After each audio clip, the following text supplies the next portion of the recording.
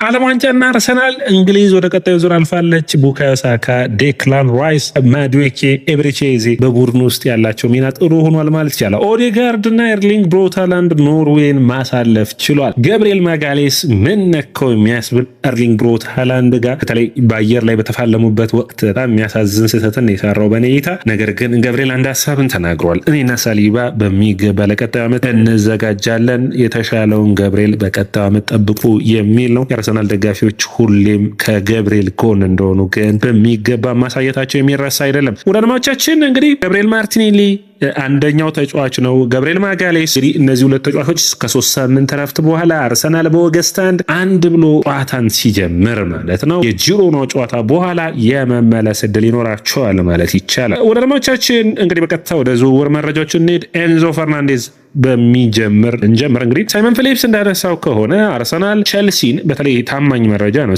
ሳይመን ፊሊፕስ በቸልሲ ከሚወጡ መረጃዎች ውስጥ ማለት ነው ጥያቄዎችን ያቀርበዋል። ጥያቄዎችን ያቀረበው ምንድነው? ስለ ተጫዋቹ ምን አለ የሚል ነው። ዋጋውን፣ የደሞዙን ሁኔታ በሚገባ ጢኗል አርሰናሎች። ስለዚህ ተጫዋቹ ላይ ፍላጎት ካላቸው ሙከራዎችን ሊያደርጉ የሚችሉበት እድል ይኖራል። ቸልሲ 105 ሚሊዮን ፓውንድ በላይ ነው የሚፈልገው። ለዚህ ተጫዋች ያንን ያክል ገንዘብ ማውጣት ይቻላል ወይ? መድፈኞቹ የሚያስቡበት ይሆናል። ሁለተኛው እንግዲህ አርሰናል ከብላክበርን ሮቨርስ ባለፉት ዓመታቶች ሲፈልገው የነበረው ታይለር አዮኒ በጣም አስደናቂ የሆነ ኢጎር ታዮኒ የሚባል በጣም አስደናቂ የሆነ አጥቂ መስመር ተጫዋች እንዳለ ይታወቃል። ታዲያ ይህ ተጫዋች ኮንትራት ጥያቄውን ውድቅ አድርጓል። የብላክበርንን መድፈኞቹ ይህንን ተጫዋች ለማስፈረም ፍላጎት አላቸው፣ በሚገባ እያጤኑበት ይገኛሉ። ነገር ግን ተጫዋቹ ላይ ምን አይነት ውሳኔን ይወስናሉ? የተጫዋቹ ውሳኔስ ምን ይሆናል? በሚቀጥሉት ቀናቶች እናያለን።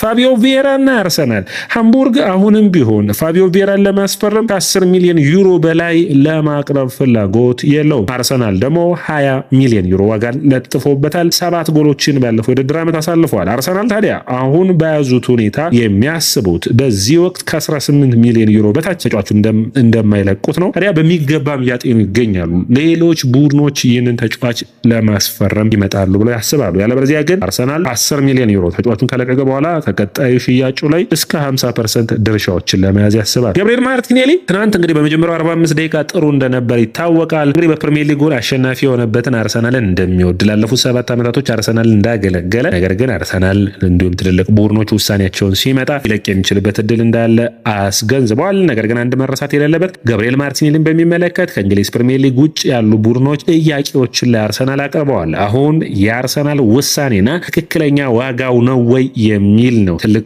ሁኔታ የሚያስፈልገው። ቴሪ ዳንኤል ሄንሪ እንግዲህ አንዱ አስተያየቱን አስቀምጠዋል። በተለይ አርሰናልና ዝውውርን በሚመለከት ይህም አስተያየቱ አርሰናል ፈጠን ያለ እንቅስቃሴን ማድረግ ይጠበቅባቸዋል። አሁን በዝውውር ሂደቱ ላይ በሚያደርጉት ሁኔታ ግን ደስተኛ አይደለውም። የተሻሉ ተጫዋቾችን ማስፈረም አለብን የሚል መረጃን አወጥተዋል። ፉትቦል ለንደን ቶም ካንቶን የምናውቀው ጥሩ የተለያዩ መረጃዎችን የሚያቀርበው ዘጋቢ አርሰናል በተለይ ከብሩኖ ጎሜሬስ በኩል የግሪን ላይት አግኝቷል ወይም ደግሞ ተጫዋቹን ማስፈረም እንዲችሉ ፍቃድን ሰጥቷል። ታዲያ መድፈኞቹ አሁን በዚህ ሳምንት የመጀመሪያ ጥያቄያቸውን ማቅረብ ይፈልጋሉ የሚል ነው። አርሰናል እንግዲህ ከጀርሚ ሞንጋ ዝውውር መውጣቱን ተከትሎ መድፈኞቹ የቦካ ጁኒየርሱን የአማካኝ መስመር ተጫዋች የሆነውን ቶማስ አርናንዳን ለማስፈረም ፍላጎት አላቸው። የ20 ዓመቱ ተጫዋች 15 ሚሊዮን ፓውንድ የኮንትራት ማፍረሻ አለው። ይህ አርጀንቲናዊ የአማካኝ መስመር ተጫዋች አርሰናሎችን በሚገባ መልመላዎችን አድርገዋል። ይህንን ተጫዋች ካሁን ድረስ ግን ምንም አይነት ይፋዊ ጥያቄን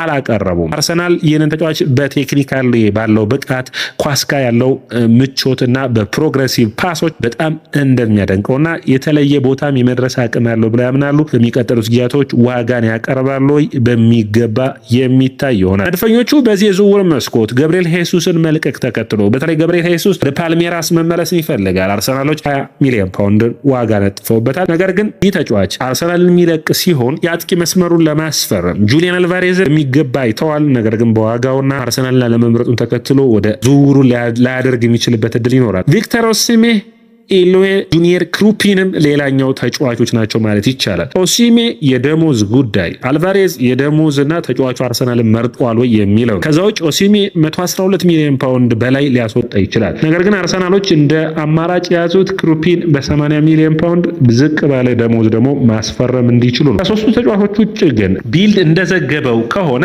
ክርስቲያን ፎፋና የባየር ሊቨርኩሰኑ የአጥቂ መስመርን ተጫዋችም አርሰናል በሚገባ ያየው ይገኛል። ባለፈው ውድድር ዓመት 7 ጎሎችና 9 አሲስቶችን ማድረግ የቻለው በተለይ አርሰናል ከባየር ሊቨርኩሰን በመጀመሪያው ጨዋታ በሚያደርግበት ወቅት በአካል ብቃቱ ረገድ በጣም ለፕሪሚየር ሊግ የተሰራ የሚመስል አጥቂ ነው። እንግዲህ ኤጀንቱ 100 ሚሊዮን ፓውንዶችን ማውጣት የሚችል ተጫዋች ነው ቢልም አሁንም ቢሆን ባየር ሊቨርኩሰኖች 70 ሚሊዮን ዩሮ ያ ማለት እስከ 60 ሚሊዮን ፓውንድ የሚያቀርብ ቡድን ካለ ተጫዋቹን ቢወስደው የሚል ሀሳብ አላቸው። እንግዲህ ዴይሊ ስታር የተለያዩ የዝውውር መረጃ ምንጮች እንዳረጋገጡት ከሆነ በአርሰናልና በብሩኖ ጎሜሬስ መካከል በተለይ ትናንት የዓለም ዋንጫ ጎሉን በተለይ ጭንቅላት ምቱን መሳቱን ተከትሎ አርሰናሎች ሙሉ በሙሉ ሀሳብ እምነት አላቸው ተጫዋቹ አርሰናል እንደሚመርጥ ያንንም እያደረገ ነው። በዋጋ ጉዳይ ግን አሁንም አሳሳቢ የሚያደርገው ኒውካስትል 71 ሚሊዮን ፓውንዶችን ይፈልጋል። አርሰናሎች ግን ይህንን ዝውውር በሚገባ ካጤኑ በኋላ 65 ሚሊዮን ፓውንድ ለተጫዋቹ በቂ ነው ብለው ያምናሉ። ይህ ዝውውር ታዲያ መሳካት እድሉ ጥሩ የሚባል ነው። በሚቀጥሉት በዚህ ሳምንት በተለይ ከዓለም ዋንጫ መውጣቱን ተከትሎ ድርድሮቹና ንግግሮቹ ፈጠን ብለው የመንቀሳቀስ እድሉ ይፈጠራል። ከላይ አርሰናሎች ዲክላን ራይስ በዓለም ዋንጫ ገፋ አድርጎ መሄዱን ተከትሎ የመጀመሪያዎቹ ጨዋታዎች ላይ የመድረስ እድሉ ጠባብ ስለሚሆን ብሩኖ ጎሜሬስን ፈጠን ብለው ማስፈረምና ወደ ቡድኑ ማቀላቀልን ይፈልጋሉ። አርሰናል እንግዲህ በዝውውር መስኮቱ ላይ የብሩኖ ጎሜሬስ ዝውውር ማይሳካ ከሆነ አንደኛው ሞርተን ሂምላንድ የአርሰናል ደጋፊ እንደሆነ የሚታወቅለት የ27 ዓመቱ አማካኝ መስመር ተጫዋች እንግዲህ አሁን ባለው ዋጋ እስከ 50 ሚሊዮን ዩሮ ይህንን ተጫዋች ለማስፈረም ያስፈልጋል። አትሌቲኮ ማድሪድ ያቀረቡትን ጥያቄ ግን ውድቅ መደረጉ ደግሞ የሚታወቅ ነው። አርሰናሎች ሞርተን ሂምላንድ፣ አዩብ ቡዋዲ 18 ዓመቱ ሞሮኮዊ አማካኝ መስመር ተጫዋች በተለይ ደግሞ የሊል ቡድን ፕሬዚዳንት የሆኑት አንድ በግልጽ ተናግሯል። ያነሱት ሀሳብ ምንድነው? ኤደርሰን የወጣው 116 ሚሊዮን ፓውንድ ለእኔም ለዚህኛው ስብስብ ሊከፈል ይገባል የሚል ነው። አርሰናል በቀጥታ ተጫዋቹን መግዛትና ወደ ስብስቡ ማቀላቀል ይፈልጋል። አዩብ ቡዋዲና ሊል ግን ለአንድ የውድድር ዓመት ተጫዋቹን በውሰት ይፈልጉታል። ይህንን ማድረግ የሚችለው ማንቸስተር ሲቲ ብቻ እንደሆነ ግን መረሳት የለበትም። አድማጮቻችን ሌላኛው መረጃችን የሚሆነው አሮን wan-bissakaን ይመለከታል። አሮን wan-bissaka እንግዲህ አርሰናሎች በቀኝ መስመር ላይ ከያዟቸው ተጫዋቾች ዝርዝሮች መካከል አንዱ ነው ብሏል። ይህንን ያለው ቲም ቶክ ነው። አርሰናሎች ቲምበር ዋነኛ ቋሚ የቀኝ መስመር ተመላላሽ ነው። ኢንዋይትን የሚያጡ ከሆነ ግን በ15 ሚሊዮን ፓውንድ አሮን wan-bissakaን ማምጣት በተለይ ደግሞ በጉዳት የሚታማ አይደለም። አሮን wan-bissaka 3 ጎልና 4 አሲስቶችን ባለፈው ውድድር ዓመት አድርጓል። ኤቨርተንና ፌነርባቼ ይፈልጉታል። 28 ዓመቱ ላይ ይገኛል። አርሰናሎች በዚህ ተጫዋች ላይ ተመራጭ ሚናና እንዲሁም ደግሞ ለቲምበር ጥሩ ሽፋን የሚሰጥ ተጫዋች ይሆናል የሚልም እምነት አላቸው።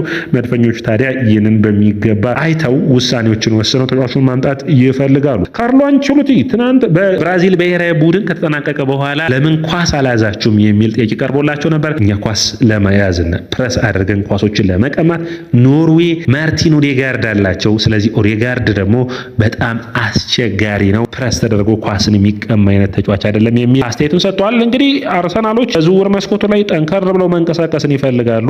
ነገር ግን ሂደቶቹ በቀላሉ ይሳካሉ ተብሎ እንደማይጠበቁ የሚታወቅ ነው። አርሰናሎች እንግዲህ በቀኝ መስመር ላይ የያዟቸው ዝርዝር አሮን wan-bissaka ብቻ አይደለም። ኦስካር ሚንጉዌዛ ከሴልታ ቪጎ ባለፉት ቀናቶች እንደያዝ ነው። ከዛ ውጭ ከሪያል ማድሪድ ራውል አሴንሲዮን፣ ከዛ ውጭ ከአርቢ ላይፕዚግ ጊትሩዳንም ይዘውታል። ቲኖ ሊቨርሜንቶም የሚረሳ አይደለም። እዚህ ሁኔታ ላይ አርሰናል፣ ማንቸስተር ሲቲ፣ ማንቸስተር ዩናይትድ አሌክስ ስካትን ቢፈልጉም ዛሬም ድረስ እንግዲህ በርንማውዞች ተጫዋቹን እንደማይለቁት ከቡድኑም ውስጥ እንደማይለቅ በግልጽ አስረድተዋል። ውዳድማቻችን እንግዲህ አርሰናሎች ቡድኑን በሚገባ ማሻሻል ይፈልጋሉ። ያንን በሚመለከት ታዲያ ዝውውሩን በሚመለከት እንዴት ፈጠን ብለው አልተንቀሳቀሱም በሚል ቴሪ ሄንሪ አስተያየቱን ቢሰጥ፣ ቪዬራ ደግሞ አርሰናል ተረጋጉ፣ አርሰናል የሚያስፈልገው የዝውውር ተጫዋቾች በቀላሉ የሚፈርሙ አይደሉም፣ ስለዚህ ትንሽ ጊዜ ይሰጠው የሚል አስተያየቱን ሰጥቷል። አንድሬ በርታ ላይ ነው እንግዲህ እምነት ያለኝ። ነገር ግን ይህ ሳምንት ከባለፉት ሳምንታቶች አንጻር ፈጠን ያሉና ጥሩ እንቅስቃሴዎችን እናይበት የምንችለው እድል ሰፊ ነው ብዬ አስባለሁ። ፈጠን ያሉ እንቅስቃሴዎች፣ ፈጠን ያሉ ፈራሚዎች ከአርሰናል በኩል በዚህ ሳምንት የሚታይ ይሆናል። ይህ ወር ወሳኝ ወር ነው የሚሆን። አርሰናል ወሳኝ የሚላቸውን ዝውውሮች አጠናቆ በነሐሴ ወር ደግሞ በዝውውሩ ሊያመጣለት የሚችለውን ተጫዋቾች የሚያስፈርምበት ይሆናል።